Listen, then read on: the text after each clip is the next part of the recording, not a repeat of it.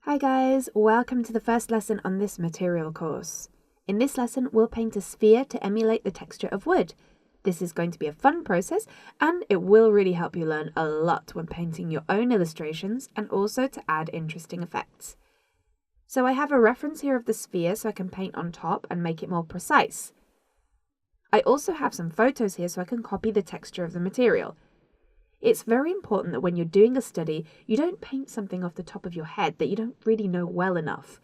Copying something real will help us make it as close as possible. You could also use references from other artists, but as this is a study, I recommend you use photos. Actually, if you have objects made of this material at home, that's also a good solution.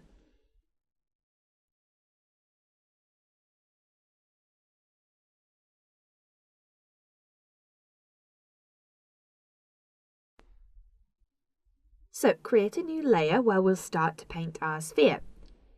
With the colour selector, I'll select the tone I want to paint the wood and I can start painting. You won't find the brush that I'm using inside the standard Photoshop brushes. It's a customised brush that I've created to get a more painterly-like effect. But if you want to get a similar effect, I recommend that you adjust one of the basic brushes until you get a texture that you like.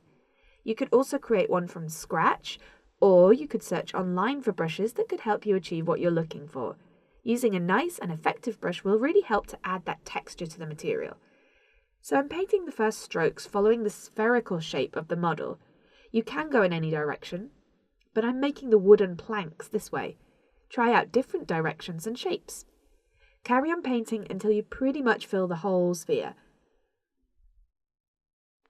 Delete the parts where you've gone outside of the lines so the shape is consistent. We don't want the shape of the sphere to get lost, so it's important to have that solid structure. A good trick that we'll use is the eyedropper tool to select the tones we want inside the ones we've already painted. So this way we enrich the light and the dark areas of the paint. So to do this, you need to use a brush with a soft opacity, and this way you get more possible tones. As we're painting wooden planks, I recommend you use wider strokes to divide the sections of the wood. It's important you bear in mind the light source when making strokes. So in my case, the light source is in the top left-hand corner. So I'll make sure the lighter tones are in this area and the darker ones in the bottom right. If you need to, you can use a brush in multiply mode to apply the shadows, but I'm going to do it by eye. I'm now going to separate the modules of the planks. Each plank has its own structure, and to define them properly, I'm going to choose darker tones and use them to separate the planks. Be careful that the contrast isn't too strong so you don't ruin the structure of the sphere.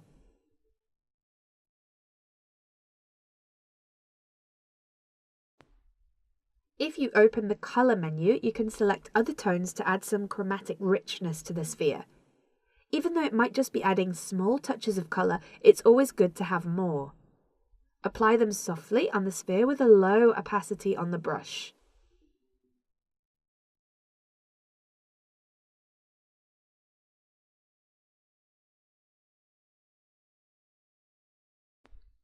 We'll use the tones we already have in the painting to separate those wooden planks individually. It's necessary that we identify each plank so it's easier to understand that this is a wooden texture.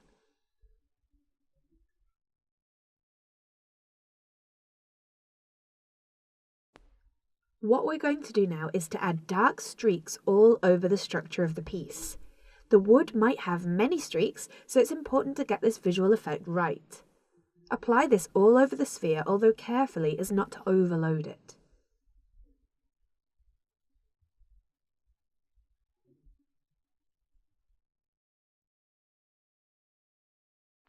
In the areas below, the streaks will always be darker than on the top, so bear this in mind.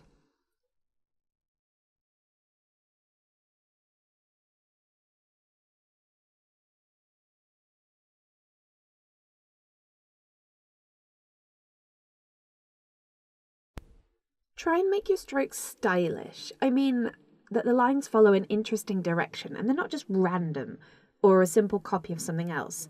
We can really add a lot to our drawing with our strokes.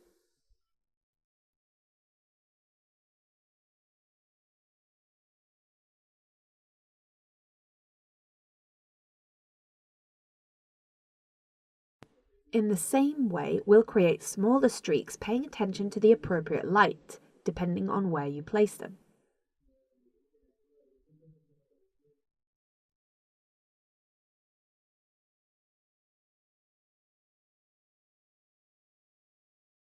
We're also going to paint big circles like the ones we can observe on some wooden surfaces.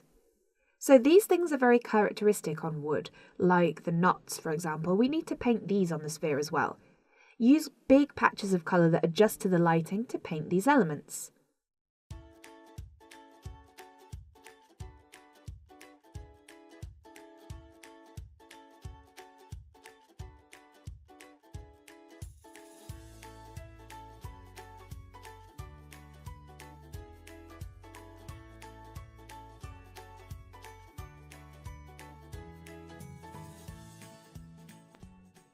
With the reference of the circle, we can delete the small areas that separate the planks to add more volume and material effect to the painting.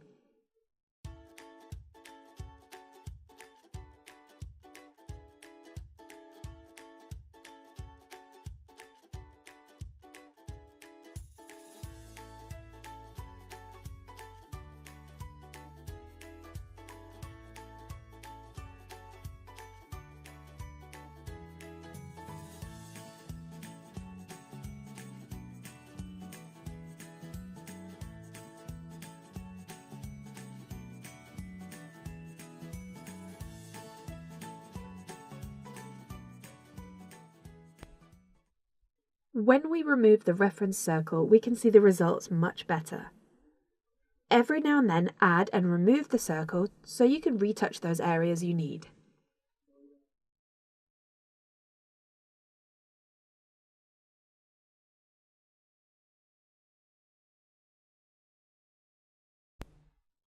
Carry on painting more small streaks to make the knots in the wood. Try to make it so the whole sphere has the same texture and it's well defined, so we need to have bigger and smaller knots.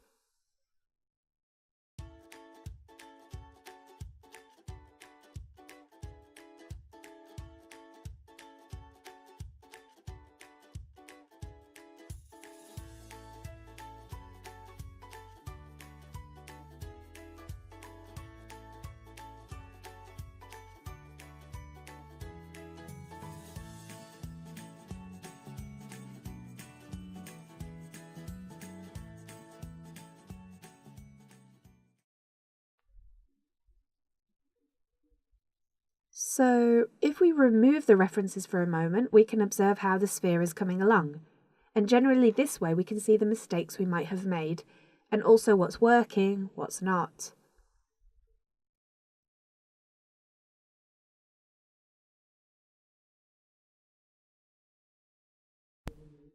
Finish off the sphere using the eyedropper tool and selecting the tones we already have to generate new strokes to complete the texture. Observe the references constantly and try to emulate the material as much as possible. If you see a stroke that doesn't work, well, you can always erase it with the colours to soften it.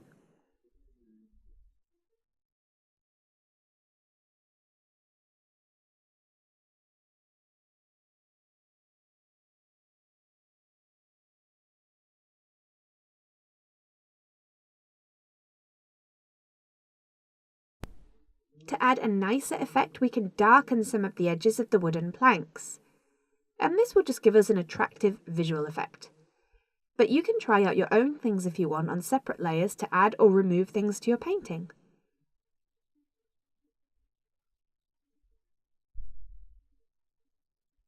Okay, great, so our wooden texture is finished. I think the result is quite convincing, and it emulates the texture that we're looking for. As you've seen, this has been a quick study that doesn't take very long, but it's a great way to learn about textures and materials. So in the next lesson, we're going to learn how to create the lava material. So I'll see you there.